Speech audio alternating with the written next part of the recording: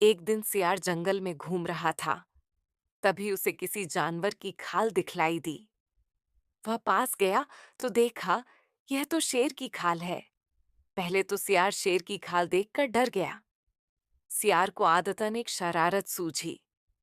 उसने शेर की खाल उठाई और उसे ओढ़ लिया। शेर की खाल ओढ़कर वह बहुत खुश था और अपने आप को ही शेर समझने लगा। उसने सोचा, चलो आज जंगल में दूसरे जानवरों को डराया जाए। वह उस स्थान पर गया जहां जंगल के सभी जानवर बैठे हुए थे। अपने नजदीक शेर की खाल में सियार को देखकर वह उसे सचमुच शेर समझ बैठे और वहां से भागने लगे। यह देखकर सियार नाचने लगा और सियार ने कुछ दूर तक उनका पीछा किया। ये सब करने में सियार को बहुत मजा आ रहा था। वह सोच रहा था, अब तो मेरे मौज हो गए। मैं रोज इसी तरह जानवरों को डराऊंगा और वह मुझे सच में शेर समझकर मुझे डरेंगे और मेरा सम्मान करेंगे। थोड़ी देर में जंगल में यह बात फैल गई कि शेर तो पागल हो गया है या उसे पर किसी भूत प्रेत का साया पड़ गया है। जो वह उटपटांग हरकतें कर रहा है, वह नाचता है और जानवरों को अनावश्यक परेशान कर रहा है। सियार रोज इसी तरह की हरकतें करता और जंगल के जानवरों का मजा लेता। एक दिन सियार लोमड़ी को डराने के लिए उसके पीछे पड़ गया। लोमड़ी डरकर भाग रही थी और सियार उसके पीछे था।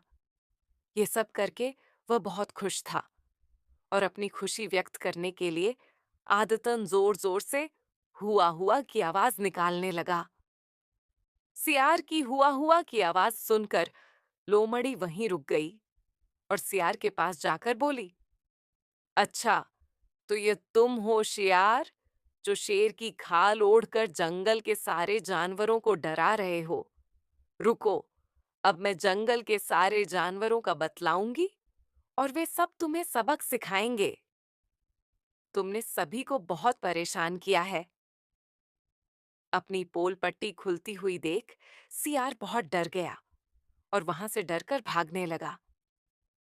सियार को भागता हुआ देख लोमड़ी ने जोर जोर से शोर मचाकर जंगल के सभी जानवरों को बतला दिया कि यह दरअसल शेर नहीं बल्कि सियार है, जो शेर की खाल ओढ़कर जंगल के जानवरों को डरा रहा है।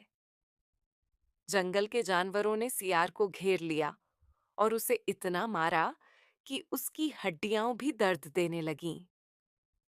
मार खाकर सियार को अपनी गलती का एहसास हुआ और उसने जंगल के सारे जानवरों से माफी मांगकर उनको विश्वास दिलाया कि वह भविष्य में दोबारा इस तरह की हरकत नहीं करेगा।